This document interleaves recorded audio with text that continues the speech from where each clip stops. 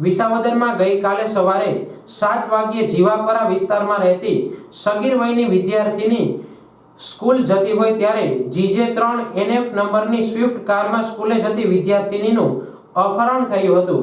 સવારનો સમય હોય, માણસોની ચહલ પહલ પણ ઓછી હતી ત્યારે એક વ્યક્તિને ધ્યાને આવતા તે સગીર વયની વિદ્યાર્થીનીને બચાવવા દોડી ગયેલો, પરંતુ અપહરણકાર ગાડી પૂર ઝડપે હંકારીને ભાગી છૂટ્યો હતો। સગીરાના માતા પિતાને જાણ થતા તુરંત વિસાવદર પોલીસનો સંપર્ક કરતા PI RB ગઢવીએ તુરંત ગંભીરતા પારખી પોતાની ટીમના ASI દેવ મુરારી, અવિનાશ પંડ્યા, ધવલભાઈ, અજીતસિંહ ભાટી, દિનેશભાઈ કાછેલા તેમજ પ્રતાપભાઈ સહિતની તપાસ ટીમને દોડાવી હતી। તપાસ ટીમના ASI દેવ મુરારીને બાતમી મળેલી કે સગીર વિદ્યાર્થીનીનું સ્વિફ્ટ ગાડીમાં અપહરણ કરીને નાસી જનાર ગાડી રાજકોટ તાલુકાના કોટડા સાંગાણી સામે હોય, જેથી તુરંત ત્યાં દોડી જઈને સ્વિફ્ટ ગાડી અને રિયાઝ સલીમ નાગોરીને ઝડપી પાડ્યો હતો। રિયાઝને લઈને આવતા ફરી બાતમી મળતા અપહરણ કરતા જય મયુરભાઈ સુખાનંદી જૂનાગઢમાં જ હોય, પોલીસ સ્ટાફે જૂનાગઢથી આરોપી મયુરને પણ ઝડપી પાડ્યો હતો। સગીર વિદ્યાર્થીના અપહરણની જાણ વિસાવદર પોલીસને થતા તુરંત બનાવવાળી જગ્યાના CCTV ફૂટેજ મેળવેલા અને તુરંત પોલીસની ટીમને તપાસમાં લગાવીને ગણતરીના કલાકોમાં અપહરણકારોની ચુંગલમાંથી સગીર વિદ્યાર્થીનીને છોડાવી હતી। અપહૂત સગીરાનું પોલીસ દ્વારા કાઉન્સેલિંગ કરવામાં આવ્યું હતું। અપહરણ કરતા બંને આરોપી વિરુદ્ધ વિવિધ કલમો હેઠળ ગુનો દાખલ કરીને વધુ તપાસ વિસાવદરના PI RB ગઢવી ચલાવી રહ્યા છે।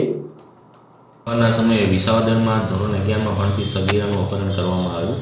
આ દરમિયાન છે વિસાવદર પોલીસની ટીમની અલગ અલગ ટીમો બનાવી અને CCTV મળેલા તેના આધારે ગાડી નંબર મેળવી અને તેના જે ટેકનિકલ સર્વેલન્સ, તેના મોબાઈલ નંબરના આધારે તેને ટ્રેસ કરવામાં આવેલા અને કાલ સાંજ સુધીમાં છે આ જે સગીરા અને જે અપહરણ કરનાર આરોપી છે જય મયુર સુખાનંદી અને રિયાઝ સલીમભાઈ નાગોરી કરીને જે બંને શખ્સો હતા તે પોતાની સિલ્વર કલરની સ્વિફ્ટ ગાડી લઈ આવેલા અને આ સગીરા જ્યારે સ્કૂલે જતી હોય તેવા સમયે તેનું અપહરણ કરેલું। તો હાલ આ બંનેને છે એ રાઉન્ડ અપ કરવામાં આવેલા છે અને આગળની તપાસ હાલ શરૂ છે। સર, ખાસ કરીને જોવા જાય તો આ જે સગીરાનું અપહરણ છે ખાસ કરીને કારણ શું આવે છે? આરોપીઓની તેમજ ભોગ બનનારની જે પ્રાથમિક પૂછપરછ દરમિયાન આ સગીરા છે એ આ જય સુખાનંદી સાથે વોટ્સઅપ મેસેજથી વાત કરતી હોય, પરંતુ આ જે સમગ્ર બનાવ બનેલો છે તે સગીરાની મરજી વિરુદ્ધ બનેલો છે। આ જે અપહરણ કરીને લઈ ગયેલા તેમાં તેને કોઈ પણ પ્રકારની સંડોવણી નથી, માત્ર ને માત્ર વોટ્સઅપ મેસેજ પર વાતચીત થતી હોય તેના આધારે છે પોતાના એકતરફી પ્રેમમાં જય સુખાનંદીએ પોતાના મિત્ર છે અન્ય આરોપી રિયાઝની મદદથી છે તેનું અપહરણ કરેલ છે। સર, કુલ કેટલી છોકરીઓ હતી?